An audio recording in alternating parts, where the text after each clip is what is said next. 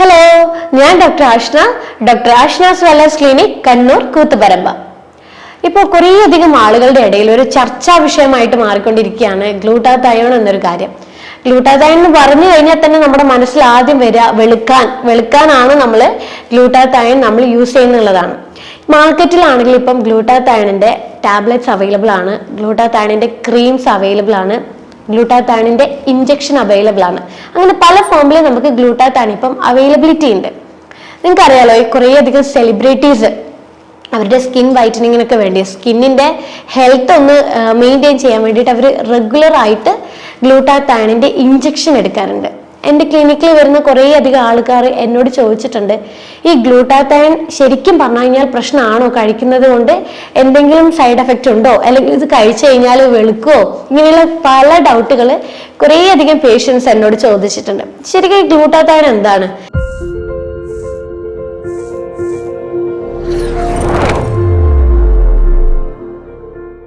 ഈ ഗ്ലൂട്ടാതയോൺ എന്ന് പറയുന്നത് നമ്മുടെ ശരീരത്തിന് അത്യാവശ്യമായിട്ടുള്ള, നമ്മുടെ ശരീരത്തിന് ആരോഗ്യം നൽകുന്ന ഒരു വളരെ പ്രധാനമായിട്ടുള്ളൊരു കിങ് ഓഫ് ആന്റി ഓക്സിഡന്റ് എന്ന് പറയാം. അതായത് പവർഫുൾ ആയിട്ടുള്ളൊരു, ശരീരത്തിൽ തന്നെ നാച്ചുറലി ഉണ്ടാക്കുന്ന ഒരു ആന്റി ഓക്സിഡന്റ് ആണ് ഈ ഗ്ലൂട്ടാതയോൺ എന്ന് പറയുന്നത്.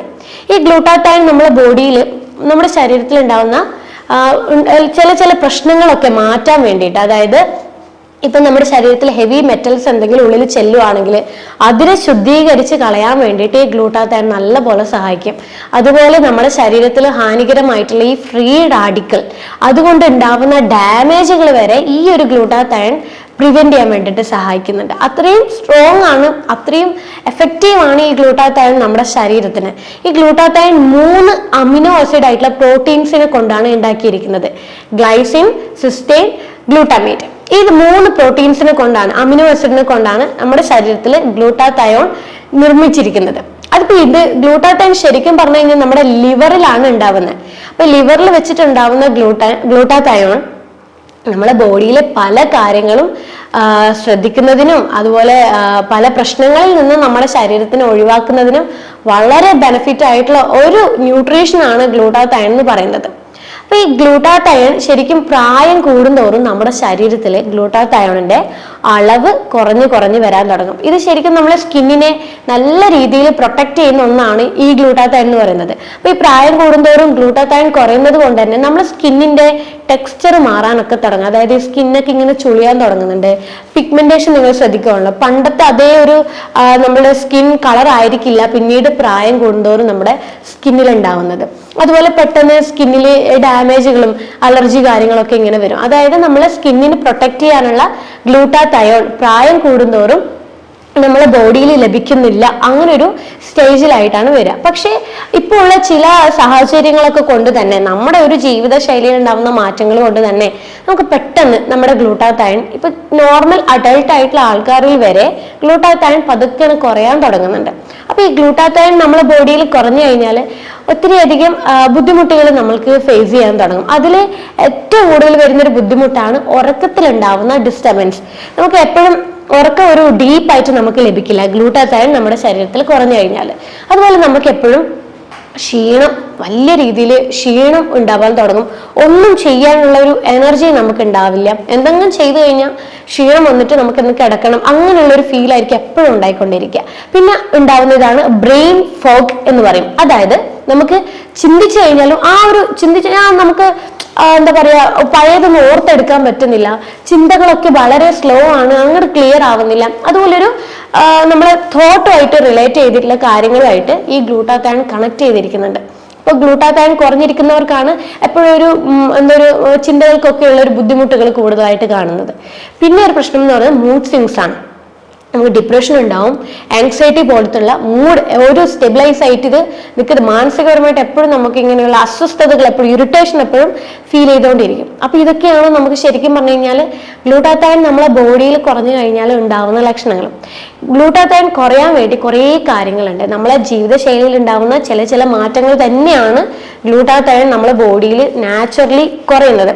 അതിൽ ചില കാരണങ്ങളാണ് നമ്മളിപ്പോൾ മദ്യപാനം, കുറേ ആളുകൾ നല്ലപോലെ മദ്യപാനിക്കുന്നുണ്ട്. അതായത് ക്രോണിക് ആയിട്ട് ഇങ്ങനെ കുറേ വർഷങ്ങളായിട്ട് ദിവസവും നമ്മളിങ്ങനെ മദ്യപിക്കുന്ന ആൾക്കാരൊക്കെ ഉണ്ട്. അപ്പൊ അങ്ങനെയുള്ളവർക്ക് ഗ്ലൂട്ടാത്തൈന്റെ പ്രൊഡക്ഷൻ നാച്ചുറലി കുറയാൻ തുടങ്ങും.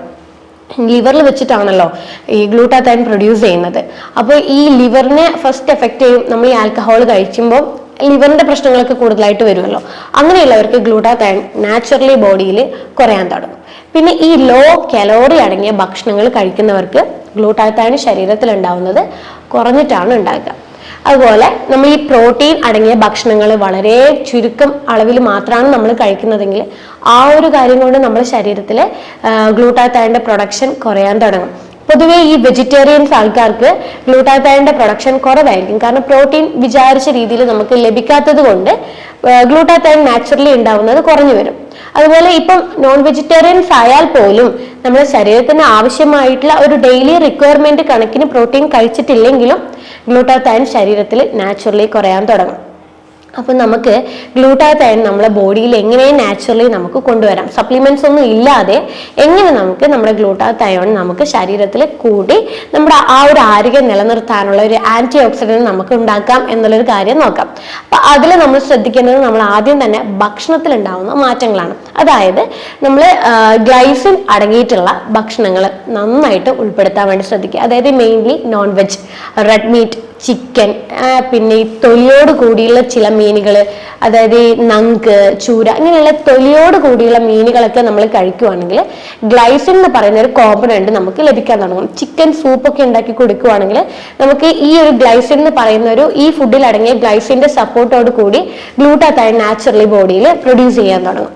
പിന്നെ നമ്മൾ ഉൾപ്പെടുത്തേണ്ടതാണ് വിറ്റാമിൻ ബി കോംപ്ലക്സ്, അതായത് വിറ്റാമിൻ B12ഉം ഫോളേറ്റും. ഇത് രണ്ടും നമ്മളെ ശരീരത്തിൽ ഗ്ലൂട്ടാത്തൈന്റെ പ്രൊഡക്ഷന് വളരെ നല്ലതാണ്. അപ്പൊ B12 യൂഷ്വലി വെജിറ്റേറിയൻ ആൾക്കാർക്ക് എപ്പോഴും കുറവായിരിക്കും. കാരണം B12 നമുക്ക് കൂടുതൽ ലഭിക്കുന്നത് നോൺ വെജ് അടങ്ങിയിട്ടുള്ള ഭക്ഷണങ്ങളാണ്. മുട്ട, ചിക്കൻ, മീനുകൾ, ഇങ്ങനെയുള്ള ഭക്ഷണങ്ങളിൽ നിന്നാണ് നമുക്ക് B12 ലഭിക്കുക. അപ്പം B12 നന്നായിട്ട് നമ്മൾ ഭക്ഷണത്തിൽ ഉൾപ്പെടുത്തുന്നത് നമുക്ക് ഗ്ലൂട്ടാത്തൈൻ നാച്ചുറലി ബോഡിയിൽ ഉണ്ടാകാൻ വേണ്ടിയിട്ട് വളരെ നല്ലതാണ്. അതുപോലെ നമ്മൾ ഈ ഫോളേറ്റ് അടങ്ങിയിട്ടുള്ള ഭക്ഷണങ്ങൾ, ഫോളേറ്റും നോൺ വെജിൽ അടങ്ങിയിട്ടുണ്ട്, പക്ഷെ ഏറ്റവും നന്നായിട്ട് അടങ്ങിയിരിക്കുന്നത് ഗ്രീൻ ലീഫി ആയിട്ടുള്ള വെജിറ്റബിൾസിലാണ്. അപ്പൊ ഈ ഭക്ഷണങ്ങൾ നമ്മൾ ഉൾപ്പെടുത്തുവാണെങ്കിൽ നമുക്ക് ഗ്ലൂട്ടാത്തൈൻ പതുക്കെ നമ്മുടെ ബോഡിയിൽ കൂടാൻ തുടങ്ങും.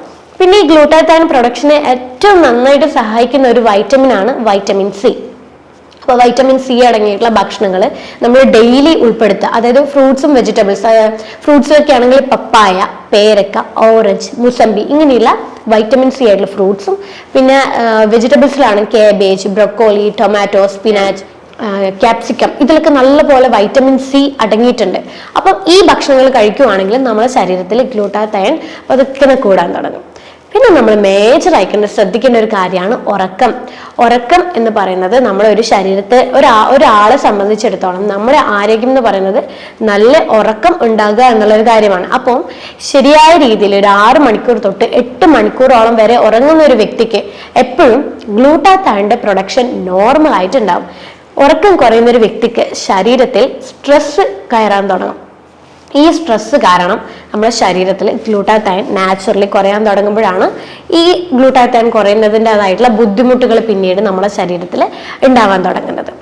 അടുത്തതായിട്ട് ശ്രദ്ധിക്കേണ്ടതാണ് പ്രോട്ടീൻ അടങ്ങിയ ഭക്ഷണങ്ങൾ. ഞാൻ നേരത്തെ പറഞ്ഞു പ്രോട്ടീനിന്റെ സപ്പോർട്ടോട് കൂടിയാണ് നമ്മളെ ബോഡിയിൽ ഗ്ലൂട്ടാത്തൈൻ പ്രൊഡ്യൂസ് ചെയ്യുന്നത്.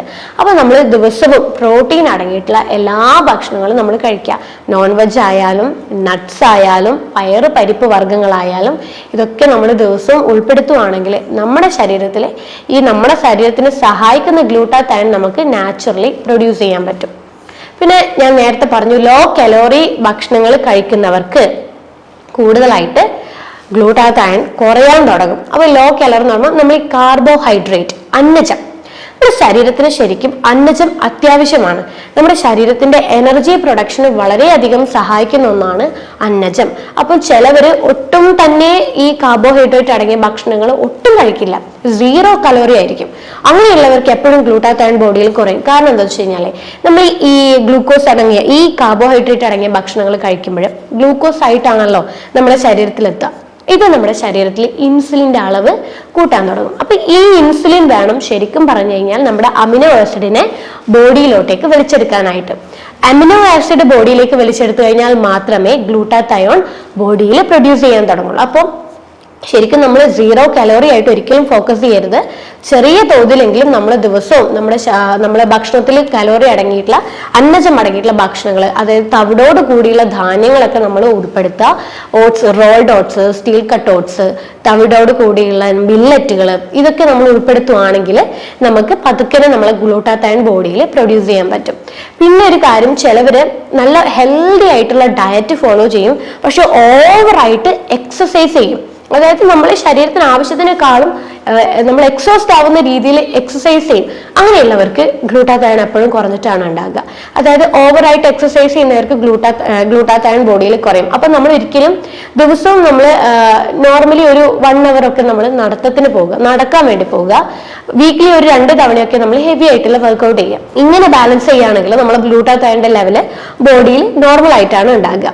പിന്നെ നമ്മൾ ഉൾപ്പെടുത്തുക, നമ്മൾ ക്രൂസിഫറസ് ആയിട്ടുള്ള ചില വെജിറ്റബിൾസ് ഉണ്ട്. കോളിഫ്ലവർ, ബ്രൊക്കോളി, പിന്നെ കാബേജ്, ഇങ്ങനെയുള്ള വെജിറ്റബിൾസ് നമ്മൾ ഉൾപ്പെടുത്തുന്നതാണെങ്കിൽ നമുക്ക് ഗ്ലൂട്ടാത്തയോൺ നമ്മുടെ ബോഡിയിൽ പതുക്കനെ കൂടാൻ തുടങ്ങും.